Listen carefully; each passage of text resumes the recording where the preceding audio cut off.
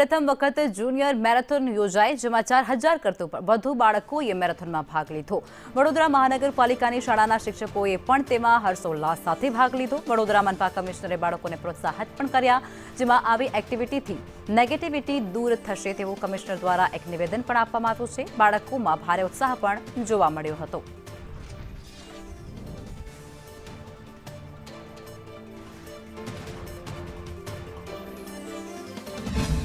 આજે વડોદરા ખાતે જે જુનિયર મેરેથોનનું આયોજન કરવામાં આવ્યું છે, હું સૌથી પહેલા નવરચના ગ્રુપને અભિનંદન પાઠવું છું કે આવા એક સરસ ઇનિશિયેટિવ લઈને વડોદરાના સ્પોર્ટ્સ કલ્ચરને આપ લોગ આગળ વધાવી રહ્યા છો। એને વેગ આપતા વડોદરામાં સ્પોર્ટ્સ કલ્ચરને પણ આગળ વધાવતા કામ થઈ રહ્યા છે। આજે આપ જોઈ શકો છો કે બાળકો કરતા વાલીઓ વધારે ઉત્સાહિત તરીકે આવ્યા છે અને વડોદરાની ઓવરઓલ એક ઇમેજ છે કે વડોદરામાં નેગેટિવિટી છે, આ નેગેટિવિટીને બધું પોઝિટિવિટીમાં કન્વર્ટ કરવા માટે આવું બધું સારું ઇનિશિયેટિવ થશે।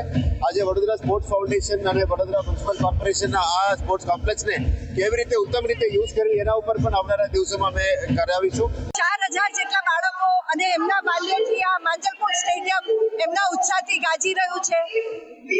નાનપણથી સ્વાસ્થ્ય માટે અને માનસિક સંતુલન અને માનસિક ડેવલપમેન્ટ માટે ફિઝિકલ ફિટનેસ અને ફિઝિકલ એક્ટિવિટી ખૂબ જરૂરી છે। એનો અમારી એને પોતાના જીવનમાં આવી જાય એને માટેનો આજનો પ્રયાસ છે।